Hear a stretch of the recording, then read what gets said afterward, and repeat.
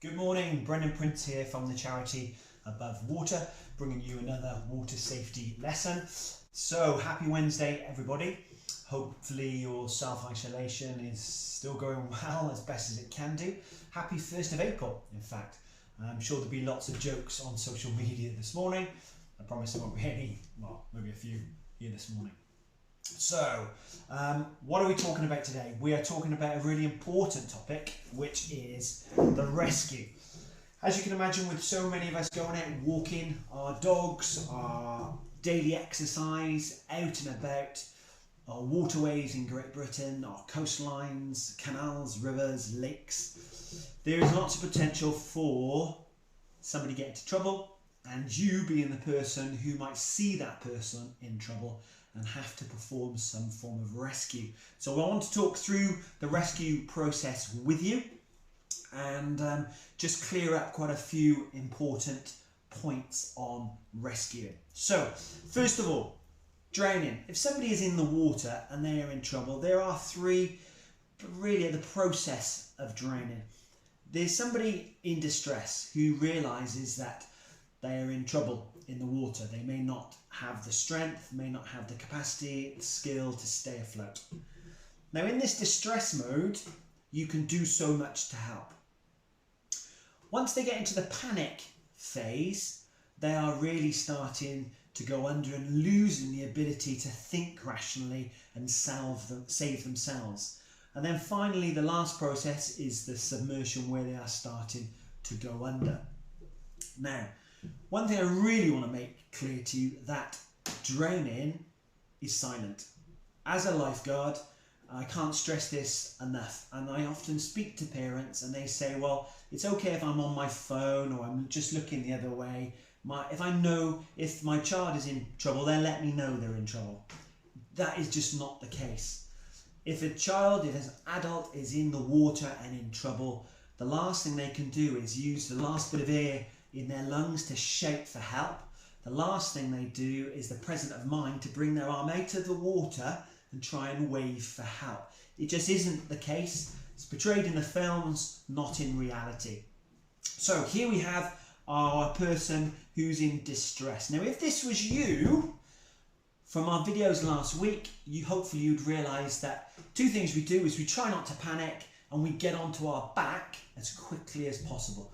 Float on our back. And you promised me that you would practice that next time you go to the pool or go to the river or wherever you go, just to understand that feeling of floating on your back.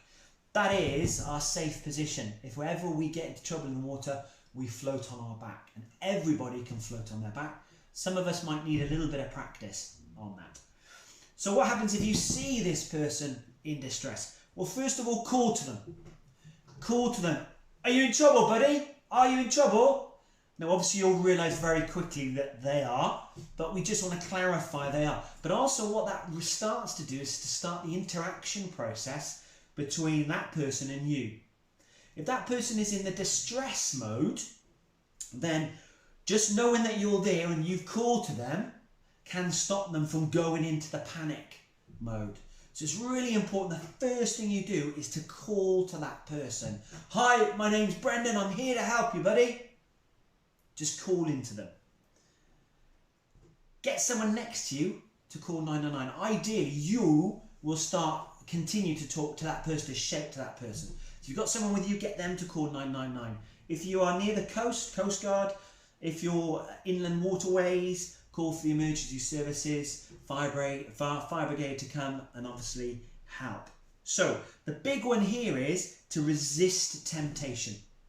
Again, as a lifeguard, I cannot express enough. Do not go into the water with them. People who are in distress, people who are drowning in the water, all their rationale goes out of the window, and it means that they will use you as a float.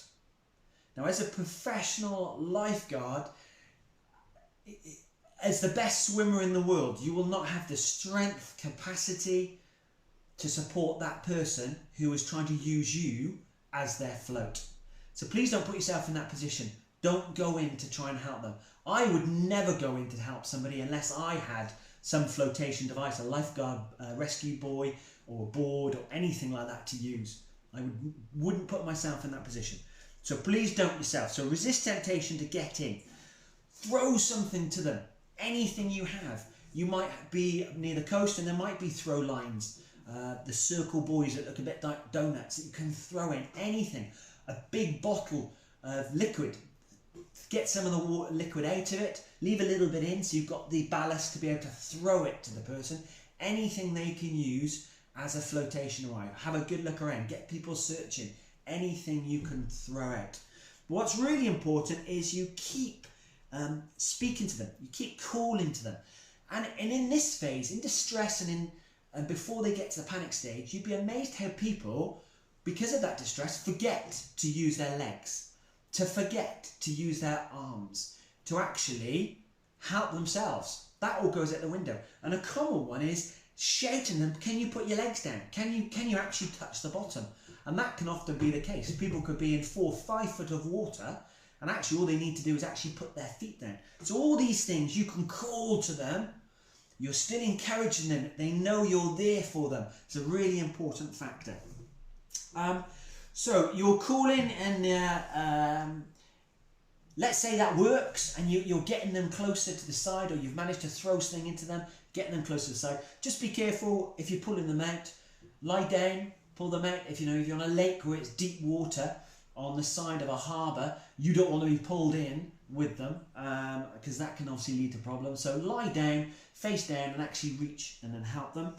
And if it does go wrong and you can't help that person, then you can do the next best thing is keep eyes on them. Where did they go under? You can tell the emergency services then, so they'll know straight away where to look, where to locate that drowning person. So there's really important messages there. The first one is to call to stop them getting into this panic stage. Call instructions, call encouragement. Next one, 999, Coast Guard or emergency services, and keep eyes on them. And if you can throw anything for them, please never, never, never try and get into the water to help them. Okay, so that is our rescue. Let's hope and pray none of us ever have to use that over the next 6 or so weeks that we may be in confinement like we are at the minute. Or indeed, when we come out of this and the rush to go to these water places, we don't ever have to use this. But practice this with your family. Yeah, in the lounge, just practice somebody pretending to be in distress in the water and what you would do, how you would throw things in, how you would talk. Okay, there we go. So what are we on to next? Phonetic alphabet. So we really are building up now, haven't we? We've got A through to N. So today is M and N. So M and N. And just me saying M and N, if I'm talking on the radio or trying to use comms in any way, these can be mixed up when you're trying to say something. So this is why we say M, Mike, and N, November. Because if we just say M, N, M, M, it all starts to sound the same. So that's why we say N for November, M for Mike, and then there's no confusion. Brilliant. So knots.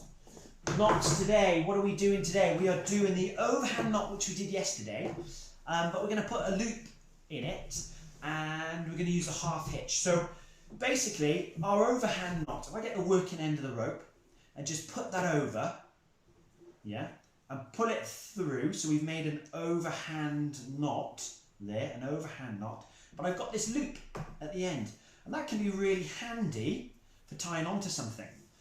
The Eskimos used it to tie on to the end of their bows, so the string on the end of their bows. This knot is actually called the packer's knot as well, because it can be used for packing parcels. So there are lots of different names for this. Now, just to add a little bit of security in there, we can actually do a half hitch on the end. So we just throw that over and pull it through. We've got a half hitch on the end there now as well, so that when it pulls, it's just got a little bit extra security. And that can be, and this, to be honest, is probably the most common knot that people use without even realising. So let's just do that again. So the overhand knot, we just go over the top with our working end, pull it through. So there we have our overhand knot with our loop. And all we're going to do is just put a half hitch on the end like that. And there we have it. Super simple. You know, it's just for tying up parcels, basic things that you could use.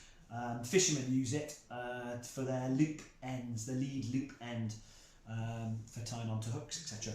So yeah, it's a simple, super simple knot. You perhaps now got a name to it that you might not have had before. Right, so that's done for a Wednesday. Some important, simple messages there. Hoping to get out and about later today to take some footage out in the world to make these videos a little bit more interesting than just here in my den. Have a great day. Look after yourselves, look after your families, and we'll speak again tomorrow. Take care.